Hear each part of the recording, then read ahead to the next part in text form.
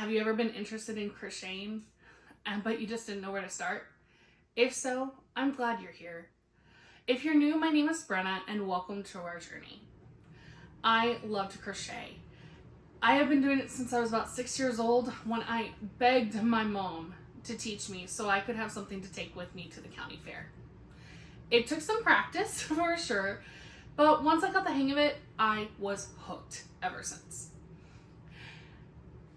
Most of my videos are going to consist of tutorials of stitches, some techniques I've learned along the way, and some tips and tricks I'd love to share with you. If that's something you're interested in, please subscribe so you'll be notified for when the next crochet video gets uploaded. If you are interested in crocheting but you have a lot of questions, please be sure to comment below and I'll see what I can do to help. Just so you know, I will be using the US terminology when I refer to my stitches. It's what I learned and what I'm used to, so just bear that in mind if you're used to any other terminology.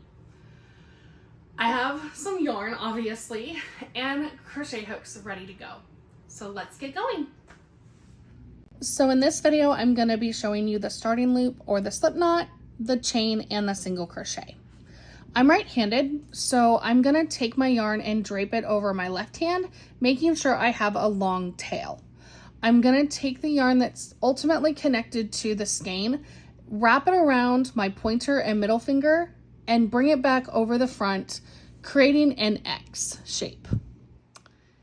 Then I'm gonna take my thumb, secure that in place, and pull the loop off, go inside and grab that yarn that's connected to the skein, and then pull that closed. Okay, let me show you again. Yarn is draped, back around the two fingers, creating my X, secure it in place, going in the loop to pull up a new one, and pulling tight.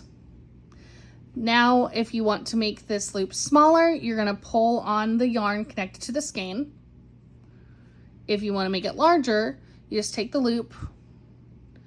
I like to pinch the knot and then pull, and you have a larger loop.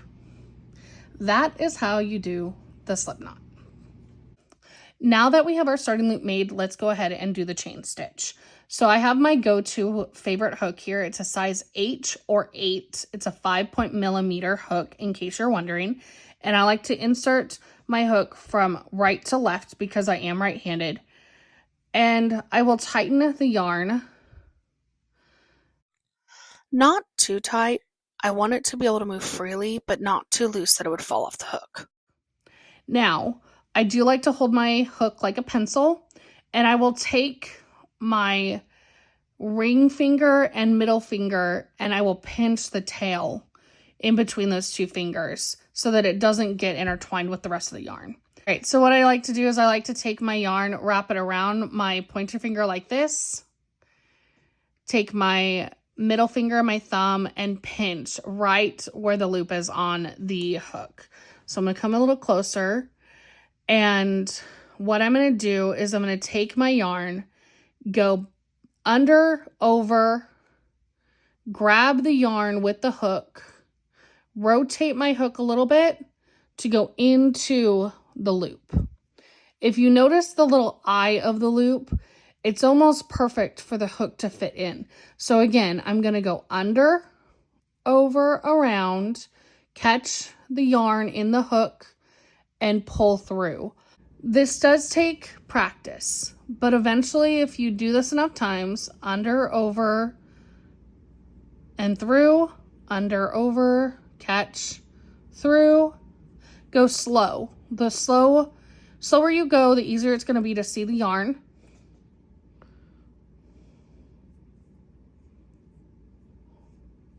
Try to see if I can get closer so you can see.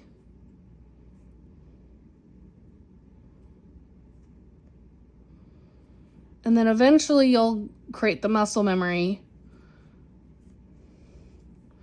to go faster. So that is how you do the chain stitch. All right, the single crochet. I am going to show you how to do the single crochet from your chain and then also from your first completed row. So usually you will skip to the second chain in a project because a chain is normally the height of a single crochet. You're going to take your hook and you're going to go through the chain. So you see that there's one loop here. If I flip it over, there's 2 loops there. That is my normal go-to way to insert the hook into the chain unless a pattern says otherwise.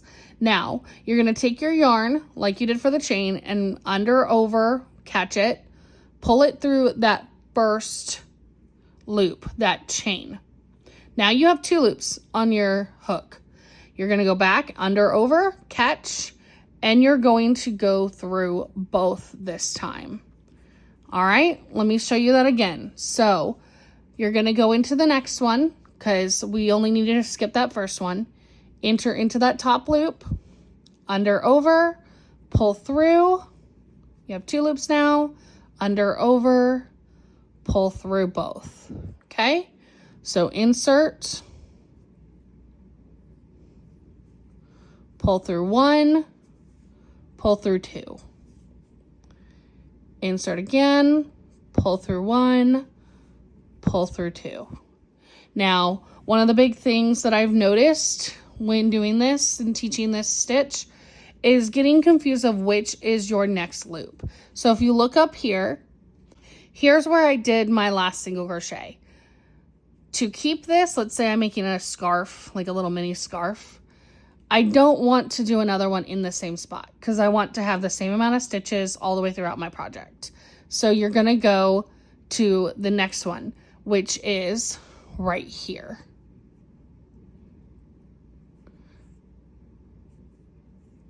Right there. Again, this is something that takes a lot of practice. And you have to, and that muscle memory will come. Just be patient.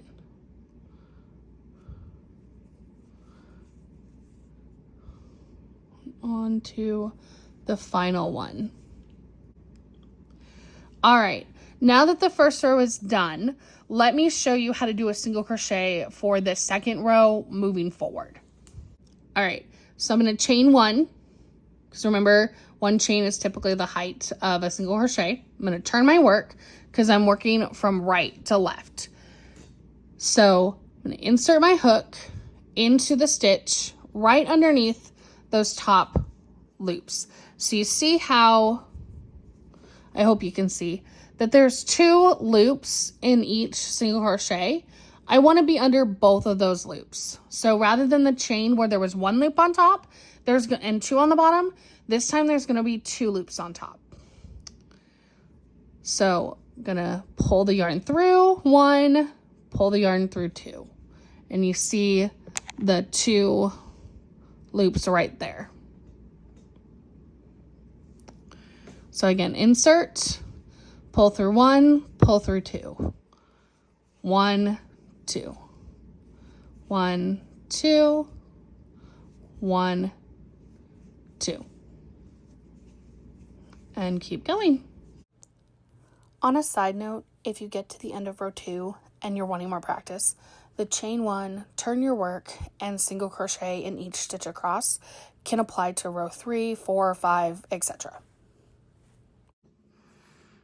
Alrighty, there you have it, the slip knot or starting loop, the chain, and the single crochet. Thank you so much for hanging out with me today. If you enjoyed this video, please be sure to like and share it with someone.